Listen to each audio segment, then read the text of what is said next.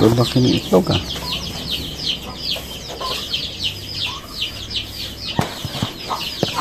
Ito mga tropa, ano, itlog ng pabo natin.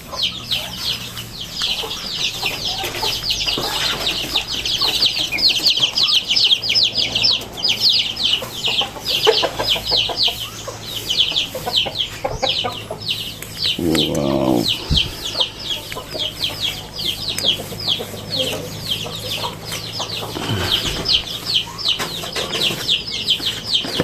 Malaki ng itlog.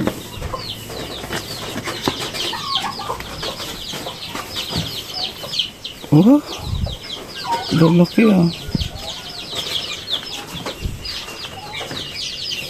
Lalaki, ang ganda. Brown na brown talaga. Mas gumanda mga tropa yung itlog ng ano ko, Rhode Island Red ko mula nung gumamit ako ng probiotic. Mas maganda siya.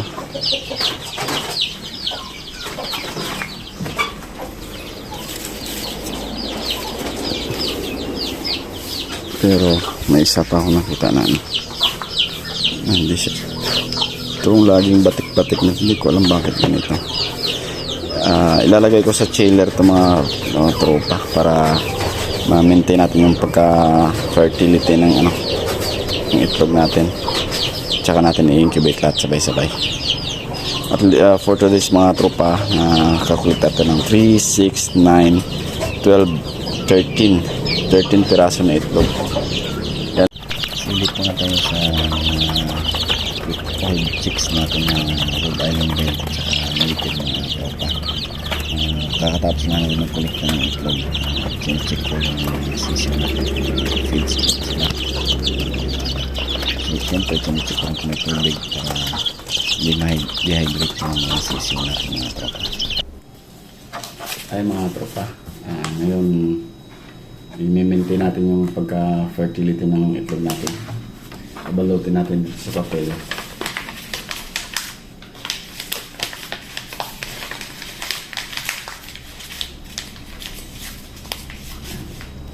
Tapos mamaya ilalagay natin sa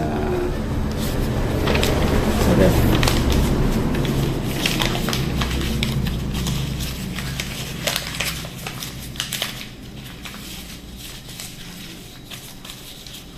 Kasi kung isasalang ko itong mga tropa, kunti lang yung sisiw na mapipisa natin kasi ilang piraso lang naman yung harvest natin yung araw. Kaya yung ginagawa ko mga tropa, ang ganda ng ito natin yung mga tropa, lalaki. Mula nung gumamit ako ng probiotic mga tropa, yung kinalabas ng itlog natin, maganda.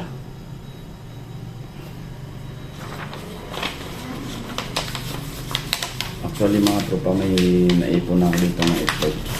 May isang tray na siya. So dadagdagan ko pa. Gawin ko mga 2 tray siguro. Kaya mas lamang ginamit yung kapisa natin kasi mahirap pag 10, 15, 16. Mahirap na pag kunti-kunti lang. Mas maganda impact muna tayo ng itlog bago natin isa lang sa incubator.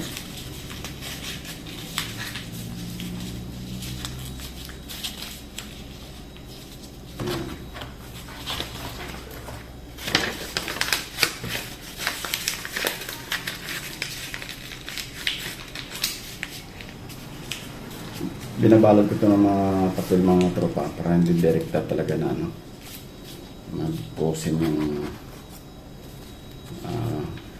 yung pang-itlog.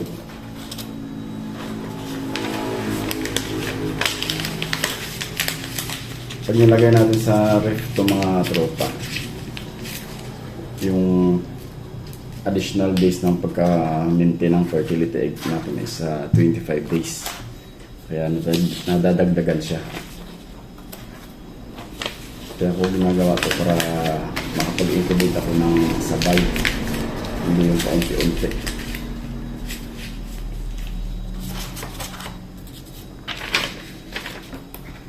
Gumanda talaga yung mga itlog natin, no?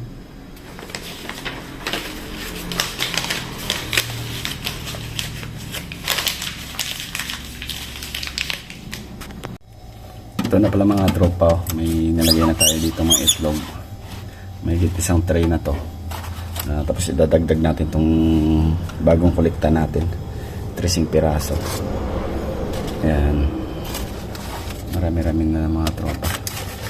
Inaipon ko talaga muna para pag nag-incubate tayo hindi masayang. Kasi nung mga nakaraan, i-incubate ako 16 piraso,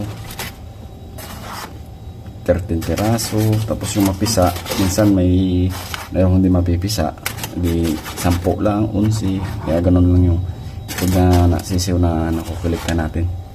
Kaya yung ginagawa ko ngayon, mag-iipon muna ng itlog, tapos maintain yung pagka-filter ng itlog.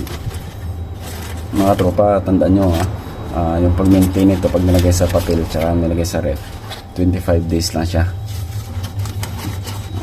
Pag sumubra ka, baka mabugok din yung itlog. Yan, ang dami ng mga tropa. Masyado natin.